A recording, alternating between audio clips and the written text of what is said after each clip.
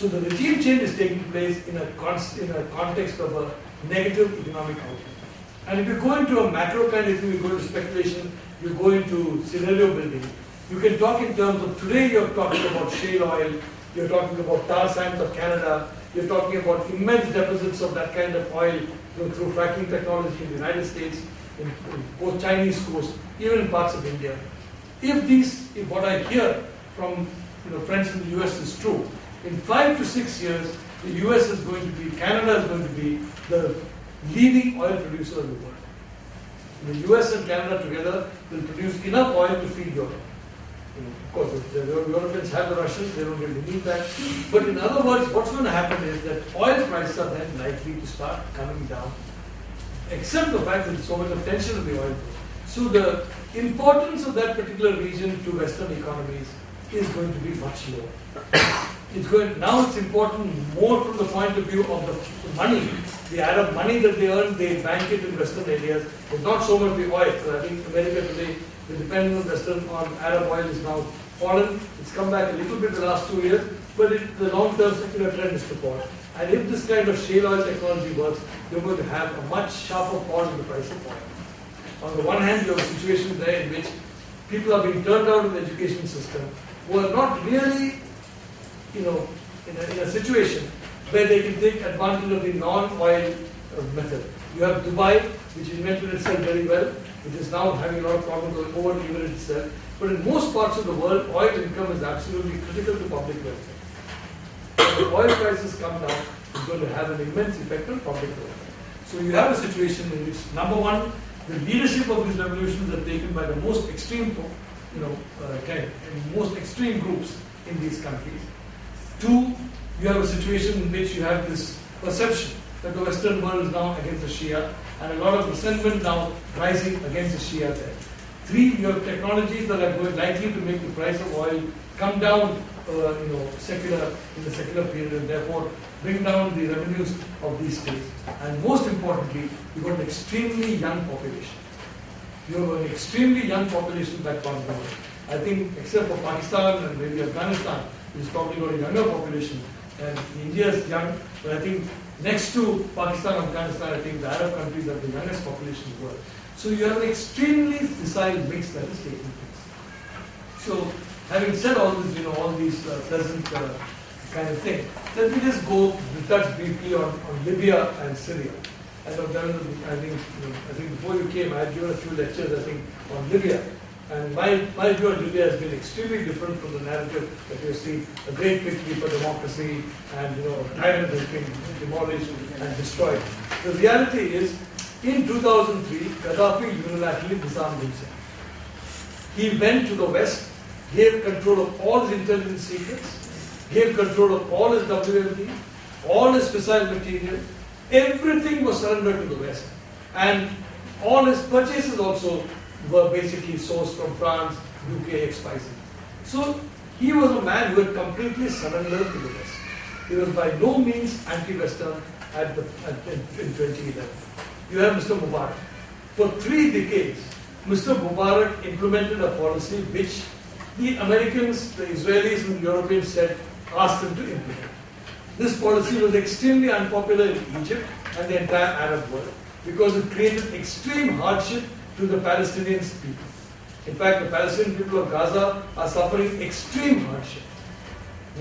It is in West Bank also extreme hardship. I think this is extremely, in a sense, very short-sighted, if I may say so, of Israel, that this kind of situation is continuing because it is just going to multiply its future problems by creating this kind of thing. If Gaza were prosperous, if you allow an international airport in Gaza, if you allow Gaza to become a new Singapore, a huge port, if you shame the Arabs to invest there big time, then a prosperous Gaza, I can tell you, is much less likely to be an extremist Gaza.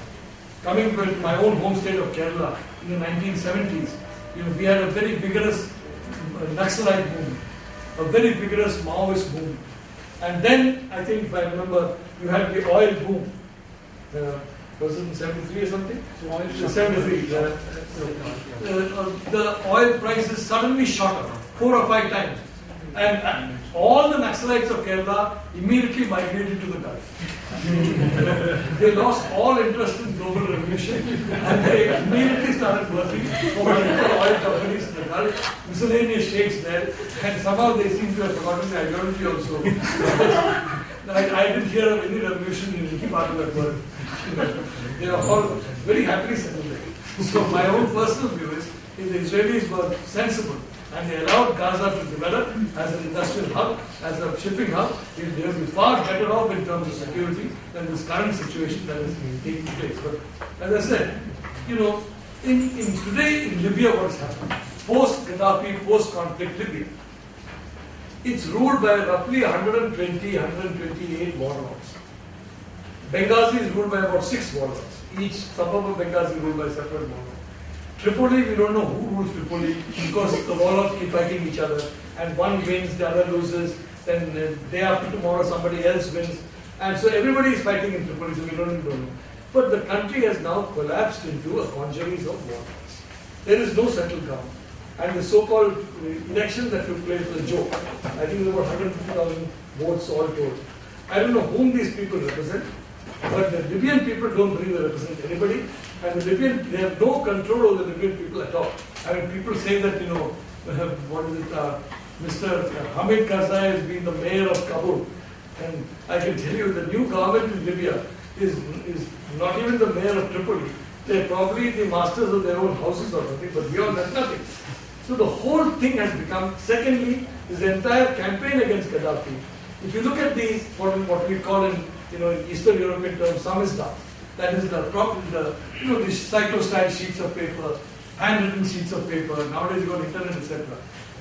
Why am I against Gaddafi?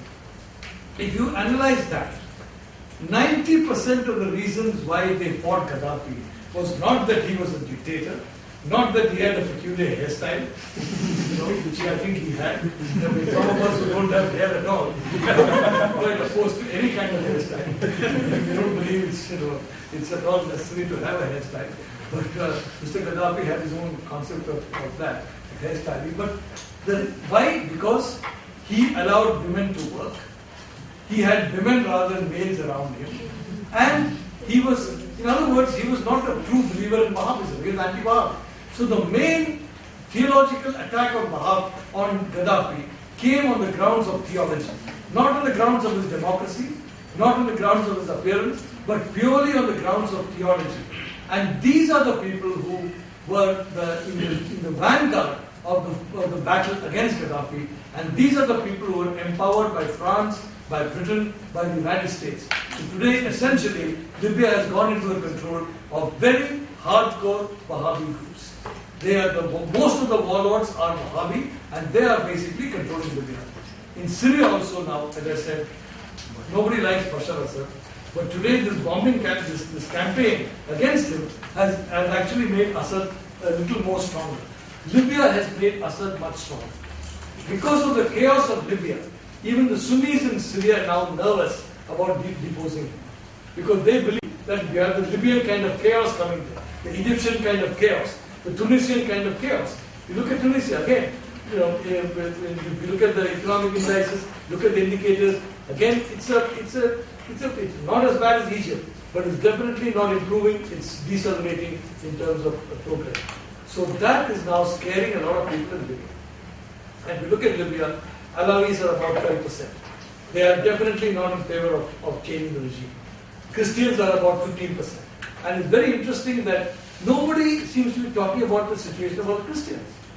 The Christians in Syria are terrified that this so-called freedom fighters are going to succeed. Because in Egypt, today Christians are now under threat.